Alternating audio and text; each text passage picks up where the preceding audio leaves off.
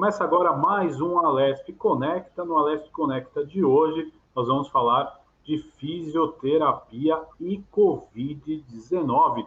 Nos últimos tempos, a população tem visto a importância da ação dos fisioterapeutas dentro de uma UTI para os pacientes com Covid-19, como também na reabilitação. O meu convidado de hoje é o fisioterapeuta Tiago Marassini. Seja muito bem-vindo ao nosso Alesp Conecta. Obrigado por aceitar o nosso convite. Vamos falar um pouco sobre esse assunto, sobre essa pandemia que nos preocupa tanto esse cenário, né, doutor? Tudo bem? Olá, Guga. Olá, espectadores. É um prazer estar aqui com vocês e compartilhar um pouquinho sobre a atuação da fisioterapia no Covid-19 dentro do ambiente intra-hospitalar e extra-hospitalar. Doutor, importante a gente começar, né, explicando aí como que é a ação, né, do fisioterapeuta na linha de frente, junto com o trabalho aí com uma equipe multidisciplinar nos leitos de UTI Covid, né? Porque o aumento de internações tem sido cada vez maior, então eu gostaria que o senhor explicasse aí de forma didática para o nosso telespectador como funciona o trabalho do fisioterapeuta dentro de uma UTI. Bom, o fisioterapeuta ele já atua na UTI, né, desde a década de 80, e ele vem ganhando espaço cada vez mais dentro de pesquisas, dentro da sua essência de atuação, né, que é o processo de recuperação funcional desses pacientes.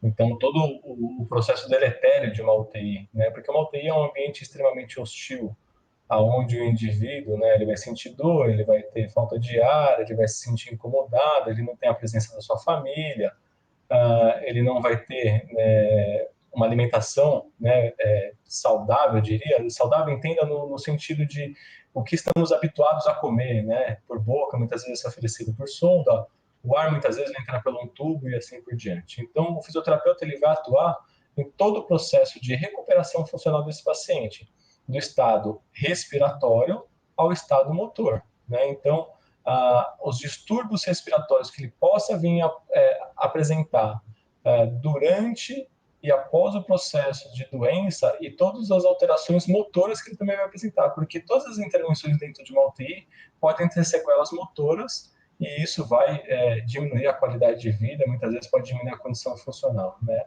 Só pela perda de força numa UTI, por exemplo, a gente pode ter um aumento da mortalidade simplesmente por ter perda de força. Então, o fisioterapeuta ele atua tanto na prevenção quanto na intervenção, né, desse mecanismo deletério ao corpo e até mesmo depois no processo de recuperação pós-UTI.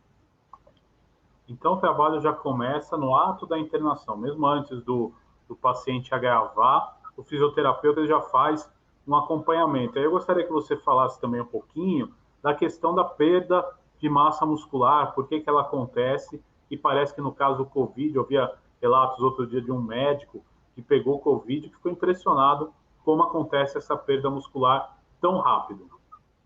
Bom, existem vários fatores, eu vou tentar dar uma resumida nos fatores que vai levar à perda de força, né, à perda de massa muscular.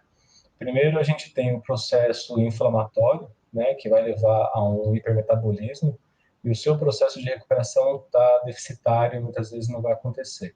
Então, por uma necessidade de aumentar a energia, o que você acaba fazendo, entre aspas, né, é consumindo a fibra muscular, e aí esse consumo da fibra faz com que você vai perder força. Então, toda vez que você perde volume muscular, automaticamente você perde força, você perde capacidade funcional, e isso vai acabar retardando o seu processo de recuperação.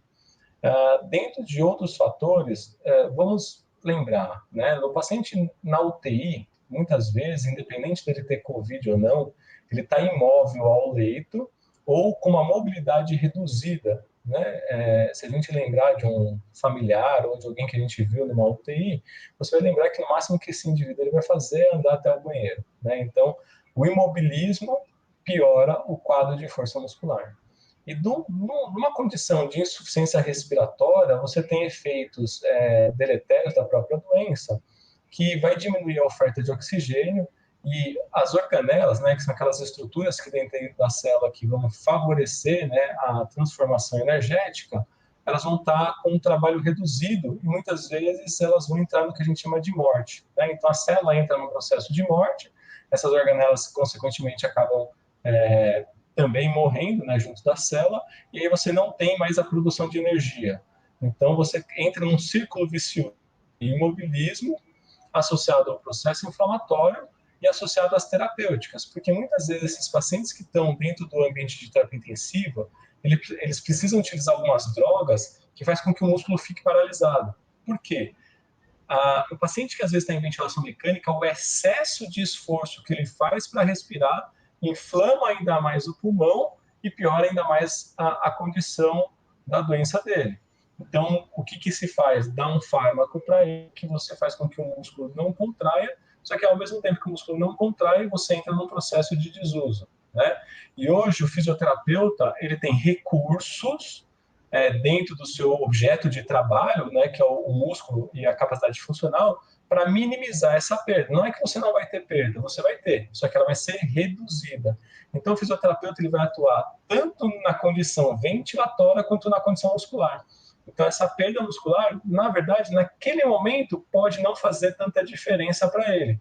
Mas assim que ele precisar respirar sozinho e assim que ele começar a ter autonomia das suas funções, aí vai faltar para ele, e aí é onde muitas vezes você acaba retardando o processo de recuperação desse paciente e muitas vezes prolongando o tempo dele de internação hospitalar. Então, nessa condição de Covid, que a gente precisa ter uma rotatividade maior dos leitos, a gente acaba não tendo. E aí o tempo de internação desses pacientes acaba sendo prolongado também. Né? Então, é isso que acaba acontecendo dentro dessas frentes de diminuição de força, né, do indivíduo. Agora, doutor Tiago, esse acompanhamento dentro da UTI, você pode explicar para nós como funciona? Às vezes o paciente, né, está entubado.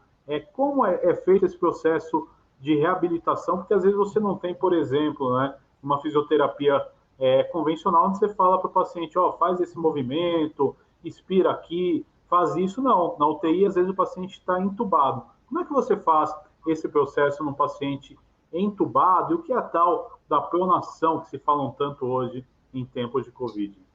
Tá, vamos lá. Acho que uma coisa que a gente tem que trazer aqui é o objeto de trabalho do fisioterapeuta. Né? O objeto de trabalho que eu digo é aonde é que o fisioterapeuta atua hoje. O fisioterapeuta, ele atua na ventilação mecânica? Sim. Mas a ventilação mecânica por si só, né, o aparelho, o equipamento, ele é um equipamento compartilhado. Então, o médico ele pode e deve, né, conduzir a ventilação. O enfermeiro pode conduzir a ventilação do ponto de vista de cuidado e monitorização. E o fisioterapeuta ele trabalha para minimizar as sequelas dessa ventilação. Né? Então, quando se fala do ventilador mecânico, o fisioterapeuta ele atua no ventilador mecânico, ele tem como objetivo, né, minimizar a destruição do músculo, né, por outros efeitos associados à condição pulmonar, para que esse paciente se recupere mais rápido. Tá? Então, esse é o primeira condição. O fisioterapeuta ele vai, sim, conduzir a ventilação mecânica em conjunto com o médico, né, e também do enfermeiro, em algumas condições, né, que cabe a eles essa análise. Então, a gente entra como equipe multiprofissional e cada um dentro da sua atividade e fim, olhando o ventilador mecânico. Então, esse é um primeiro ponto. O segundo ponto que a gente tem como atividade, né, e aí também é uma atividade em conjunto, que você me perguntou da pronação, é melhorar áreas de ventilação. Nessa condição mais crítica, o que acontece? Eu tenho uma área de colapso por uma relação gravitacional e também de processo de distribuição de gases no pulmão, que acaba colapsando, né, a região posterior inferior do pulmão, e é onde você acaba tendo maior capacidade de troca gasosa, tá? Então, o que você faz? Se você ficar deitado numa cama, automaticamente você vai acabar colapsando a região que tem maior capacidade de troca gasosa para você. Então, o que se pensa? Vamos inverter o indivíduo, então nós vamos pronar esse indivíduo, colocando ele de barriga para baixo. Você tem um escoamento e um peso corpóreo projetado para a região anterior e acaba aliviando a região posterior torácica, que é onde você vai ter maior troca gasosa. Ou seja, o indivíduo ele vai melhorar da oxigenação, ele vai melhorar da parte ventilatória e, como consequência, você minimiza as sequelas que ele pode vir a ter por conta dessas alterações de troca gasosa. Tá? Então, isso em relação à pronação. Então, voltando à sua pergunta, né? O que o fisioterapeuta faz? Ele faz o ajuste ventilatório em conjunto com a equipe, ele olha o que está sendo feito para esse paciente, como que ele pode minimizar esses efeitos, que pode vir desde um posicionamento, né, como você citou a própria posição prona, ou você tem recursos. Hoje você tem recursos tecnológicos tão bons, e que, por sinal, é tecnologia brasileira, que é o efeito da eletroestimulação para esses pacientes. Ou seja, de uma forma artificial, você ativa esse músculo minimiza o processo dele de degradação e automaticamente você acelera o processo de recuperação desse paciente. Então, você deixar o paciente totalmente imóvel, você faz com que o músculo contraia de forma segura e de forma artificial. Tá? Então, o fisioterapeuta ele vai atuar no ventilador, no posicionamento, tudo que gera um aumento do trabalho respiratório dos pacientes, muitas vezes cabe ao fisioterapeuta, né? E se for só por um cuidado, também cabe ao enfermeiro, e aí é uma técnica que é a técnica de aspiração, então cabe às duas profissões, né? Com objetivos diferentes de intervenção, e a nós também vamos minimizar os efeitos, então, do imobilismo associado aos efeitos da inflamação pela doença e a inflamação que a própria ventilação vai causar nesses pacientes. Agora, dentro da UTI, a gente pensa muito, né? O leigo, lógico, quando fala em Covid, a gente pensa muito em tomar cuidado com a atividade pulmonar. Quais outros cuidados aí que o fisioterapeuta tem que tomar? Quais são aí as áreas de maior preocupação com o paciente internado na UTI, a gente falando na questão da fisioterapia? Puxando para o lado respiratório, né, o que a gente tem como ferramenta de monitorização é o quanto de esforço esse indivíduo faz, porque toda vez que ele aumentar o trabalho respiratório, você vai gerar mais inflamação, tá? Então, todo o processo de monitorização e intervenção, seja numa ventilação invasiva ou numa ventilação não invasiva, para minimizar esse esforço, o que couber aos ajustes, né, nesses aparelhos, vai caber ao fisioterapeuta naquele momento, né? E tudo que você precisar de, além disso, às vezes uma droga, etc e tal, você acaba contactando o médico e acaba trabalhando numa atividade multiprofissional, tá? Então, o fisioterapeuta, ele tem, né, você me perguntou da parte respiratória, ele vai ter como objetivo olhar a redução do processo inflamatório desse pulmão e a resolução dessa condição inflamatória. Tá? E com isso você vai acabar gerando melhor oxigenação, melhor efeitos deletérios e assim por diante. Agora, doutor, outro fator que a gente tem que discutir é importante nesse momento, se fala muito aí de síndrome pós-Covid, e aí a gente pode entrar no assunto da fisioterapia. Eu te começo perguntando quais as principais sequelas que vocês têm observado nos pacientes que saem da Covid-19, lógico, na sua ótica, na ótica do fisioterapeuta. Olha, a gente tem como um resumo, todos esses pacientes reduzem a capacidade funcional deles, né? Então, o que ele haveria de condição de fazer uma atividade física vai estar reduzido, tá? Então, esse é o primeiro ponto. Então, entender que toda a condição física dele vai estar reduzida. Então, tudo que ele poderia fazer, ele já não vai conseguir mais. Por quê? Porque ele tem uma lesão pulmonar, ele tem uma lesão secundária, muitas vezes muscular, tanto pelas condutas que se tomaram para que ele sobrevivesse, quanto pelo imobilismo e quanto pela doença, né? Então, você tem três frentes aí de destruição do músculo. O que a gente tem observado? Vamos pegar do ponto mais extremo até o ponto mais leve. Do mais extremo, o paciente que sai muitas vezes do ambiente hospitalar sem movimentar os braços, sem movimentar as pernas e sem conseguir ficar em pé, consequentemente, tá? Em alguns casos mais graves, sem conseguir mudar de posição no próprio leito. Então, isso não é incomum da gente encontrar nos pacientes que estão saindo dessa sequela pós-Covid, tá? Principalmente daqueles que precisam ficar mais tempo na UTI em uso de ventilação mecânica, tá? Porque ele acaba utilizando de alguns fármacos, né, de algumas drogas que piora ainda mais esse quadro muscular dele. Então, esse é o primeiro ponto. Nos casos mais leves, o que a gente tem encontrado de rotina, hoje pela manhã acabei realizando uma avaliação de uma paciente, independente para deambulação, independente para comer sozinha, mas ela não consegue deambular mais do que 300 metros e ela não consegue, por exemplo, levantar com facilidade de uma cadeira. Tá? Depois que ela levanta, ela consegue deambular, mas levantar da cadeira para ela está sendo bem difícil. Então, o que a gente percebe nesses pacientes? Que tem um descondicionamento da capacidade aeróbica, ou seja, da capacidade de fazer exercício por mais tempo, e também tem a fraqueza muscular perdurando. Por mais que ele está funcionalmente para as atividades de vida diária dele, ele não consegue fazer com tanto êxito quanto ele fazia antes.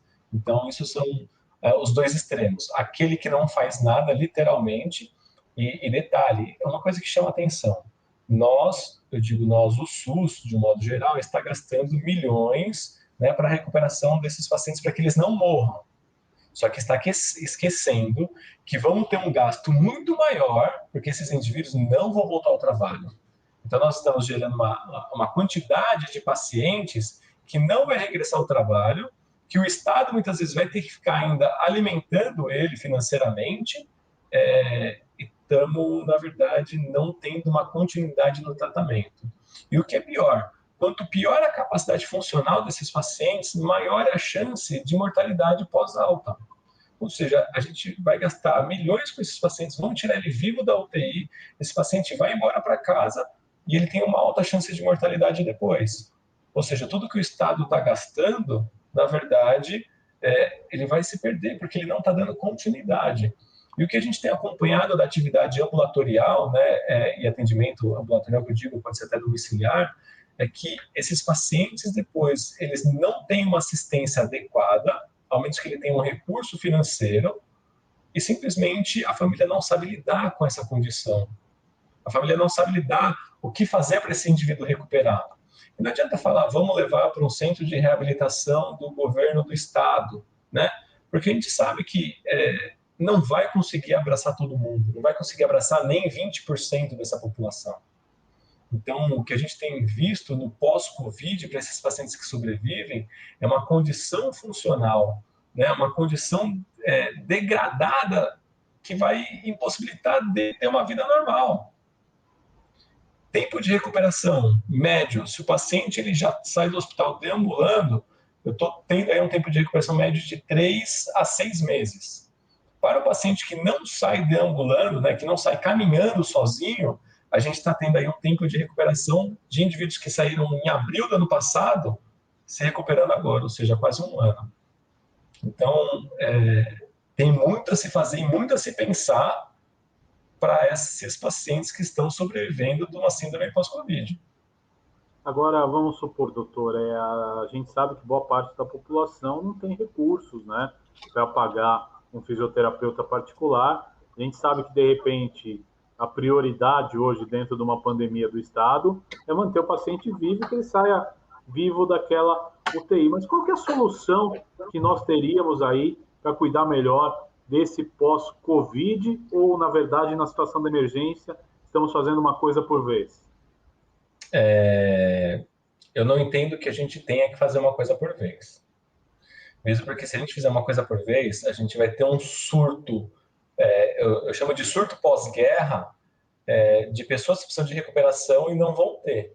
E aí ela vai retornar à condição hospitalar porque ela não tem condição mínima de sobrevida.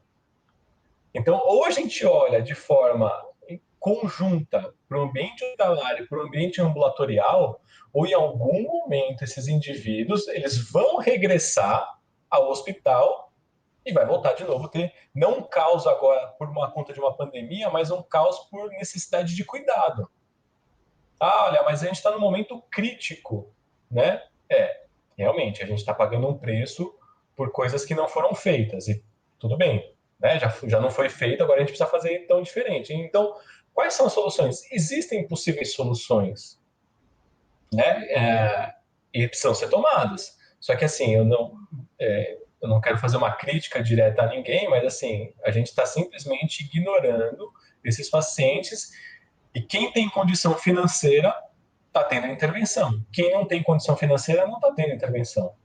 Né? Até um colega recentemente ele foi indicar, né, fisioterapia para o paciente pós-Covid e a paciente depois ela falou assim, olha, eu não encontro profissionais porque todos que fazem atendimento domiciliar estão sobrecarregados também. Então, falta também, até para a gente está falando que assim, que vai chegar um momento que para os pacientes pós-Covid vai ser o hospital de hoje, ou seja, o que a gente não tem vaga hoje, a gente não vai ter também para o processo de recuperação depois, porque a gente O não está negócio é olhando muito para o mais futuro. profundo do que o paciente sair curado da UTI, né? Exatamente. E quando você tem, às vezes, reuniões de classe, né, em conjunto a pessoas da saúde pública, e saúde pública entenda na sua esfera ampla, se fala só da área hospitalar. O que vamos fazer agora? Vamos criar um hospital agora, vamos criar um hospital de campanha, vamos não sei o quê. Por que não criamos centros de reabilitação pós-Covid para esses indivíduos também? Puxa, mas o Estado não tem dinheiro, né? Isso é uma coisa, às vezes, que a gente vê muitas vezes em algumas reportagens. Tudo bem, mas se esse indivíduo ele voltar de novo para o hospital, o Vai gasto gerar é muito mais maior. custo, né?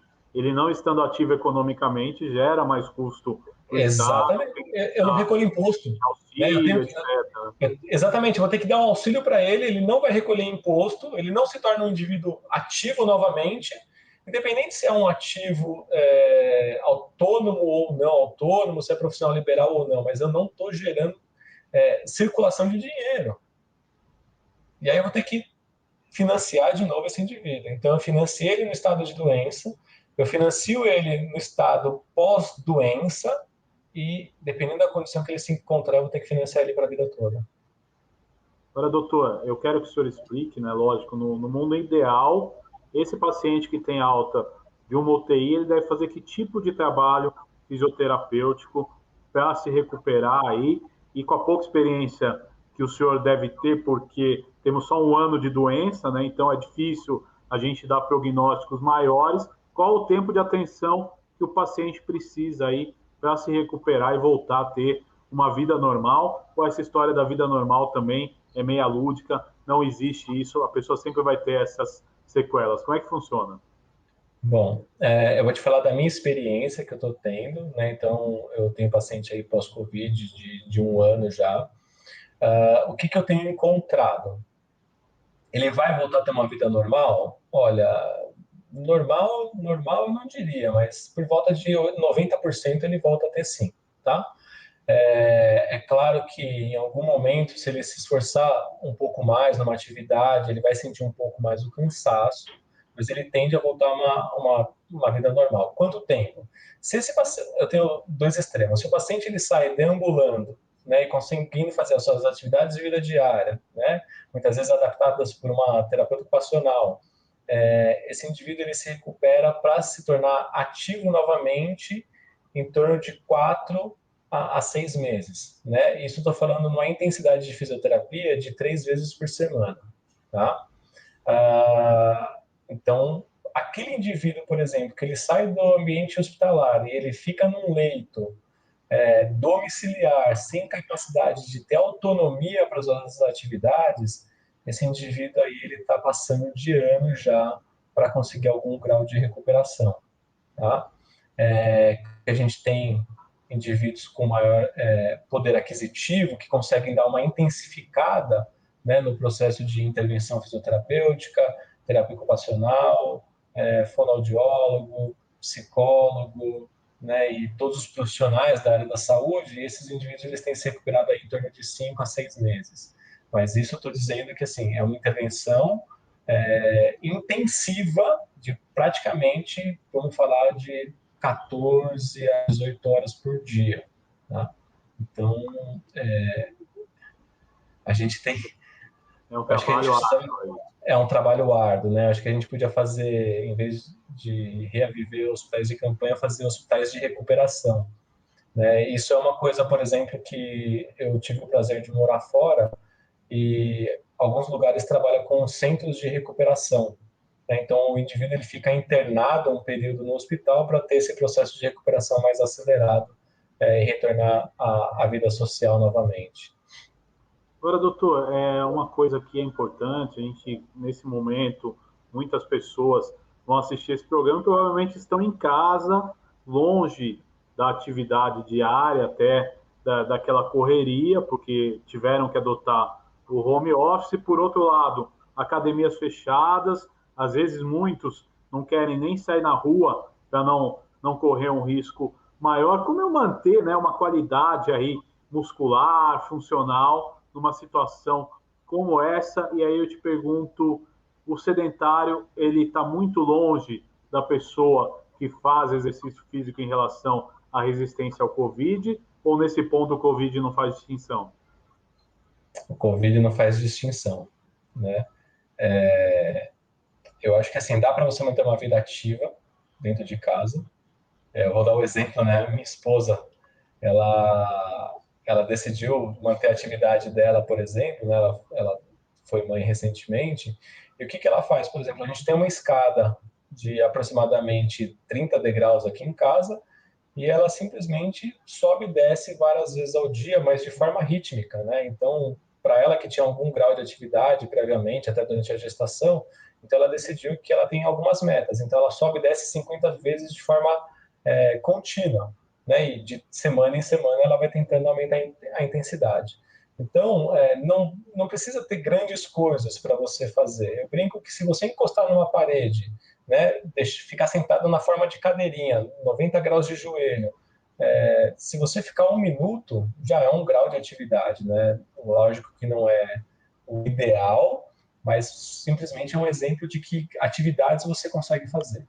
A atividade, preferencialmente para aqueles que têm poder aquisitivo ou que têm condição, que seja uma atividade supervisionada. Então, pode ser feita uma atividade com o educador físico. Tem muito educador físico, por exemplo, fazendo teleatendimento, né? Eu já vi aí nas redes sociais muita gente trabalhando. Tem gente que faz atendimento por Pilates, por teleatendimento.